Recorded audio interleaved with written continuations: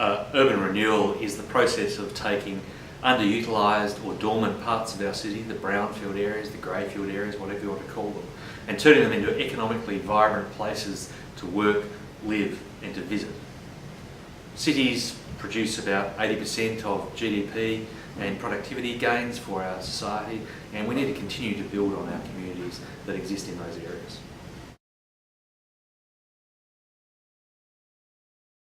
Melbourne, and in particular Melbourne's Docklands area, is a world leader in sustainability.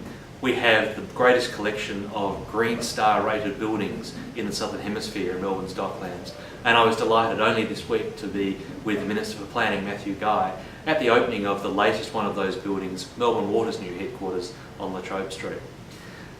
Sustainability, though, is more than just about the environment. It's about having resilient communities too, and it's about having the sort of places that we all want to be in, and that's a real focus of my organisation, Places Victoria.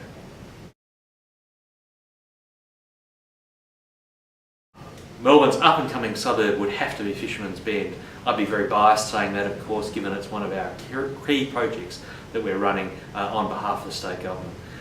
Fishermans Bed is 240 hectares of land south of the Westgate Freeway, and it will become home to a large number of people, but also provide a range of new job opportunities and places for businesses to accommodate in there. It's about taking some of those sites that are down there today, where we know that there's very low numbers of jobs on a per hectare basis, and creating new opportunities for new housing and for new jobs and new green open spaces for people to actually have recreation and other uses in that area. I'm looking forward to Fisherman's Bed being talked about in 30 and 40 years when it's finished, about one of those great ideas that came along and changed the face of Melbourne for the better.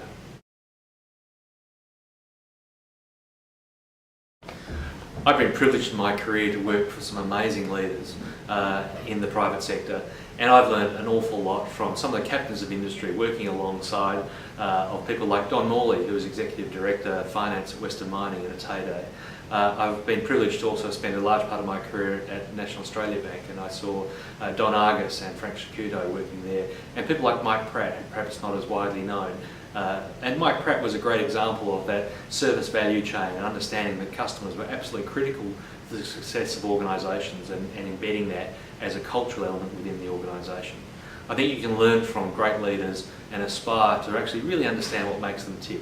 And the thing that I've discovered is that most of them have a really driven sense of purpose behind them, which is greater than just shareholder returns.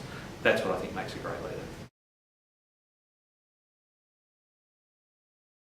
Leadership Victoria provides outstanding development opportunities for Places Victoria's staff. We've been very privileged to have a number of our team participate in the Williamson program through the selection process, which is unbelievably competitive, and we're really proud that we've been able to provide that opportunity for a number of our staff. We intend to keep doing that in the future. We really believe in that program.